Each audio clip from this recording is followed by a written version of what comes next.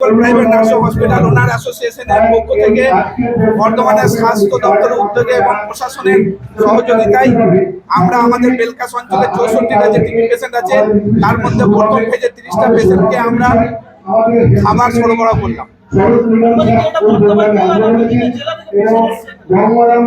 না, শুধুমাত্র বর্ধমান জেলার বেলকাস অঞ্চলের পেশেন্টকে আমরা অ্যাডপ্ট করেছি 64টা।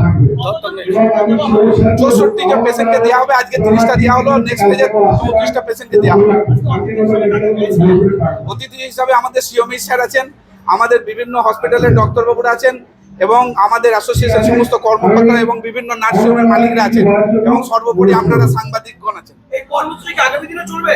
এই কর্মসূচি চলতেই থাকবে এখন, কারণ ব্যাপার হচ্ছে কি, all Bengal private nursing hospital owner association 23টা ডিস্ট্রিক্টে তাদের সংগঠন তৈরি করেছে এবং এই 23টা ডিস্ট্রিক্টেই আমরা এই কর্মসূচিটা চালাবো। কখনো রক্তদান, কখনো বস্ত্রদান, কখনো আমরা সর্বদা মানুষের সাথে এবং মানুষের পাশেই থাকি। মানুষের পাশে থেকে মানুষকে আমরা সর্বদা তাদের ট্রিটমেন্ট দিই বা চিকিৎসা দিই। এটা করার সঙ্গে সঙ্গেও আরও কিছু সমাজের কাজ আছে, যেটা রক্তদান জীবনদান বলা হয়। রক্তদান একটা মহৎ দান।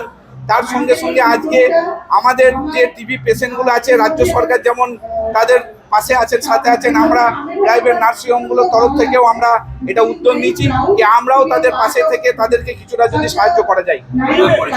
আমার নাম এমডি আব্বাস উদ্দিন, আমি মেডিটেক হসপিটালের কর্ণধার এবং all Bengal private nursing hospital owner association district secretary এবং স্টেটের অ্যাসিস্ট্যান্ট প্রেসিডেন্ট।